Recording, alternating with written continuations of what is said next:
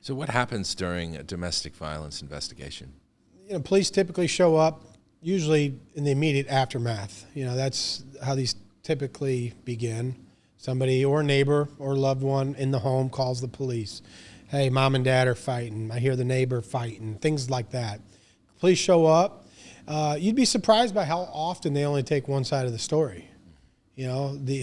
Sometimes it could be a race to who calls and who talks to the police first. Sometimes it's a mutual combat. A mutual fight where both parties are engaged, and yet, one may call, and sometimes it could be a race to who gets their, who kind of paints the narrative first, right? And so you'd be surprised by how often they only speak to one party, and if you're being accused, as I said, it'd be wise not to make a statement. If you had somebody call, hey, Steve is hitting me and beating on me, and they show up, the picture's already painted, so to speak. At that point, you're probably not going to do yourself any favors by talking to the police.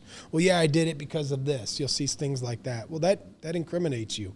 So if it's a situation like that, the wise thing to do is not give a statement or answer questions. But again, you'd be surprised by how often police don't even ask that other side of the story or give that person an opportunity to even allow them to exercise their Fifth Amendment right. They take the statement of the accuser.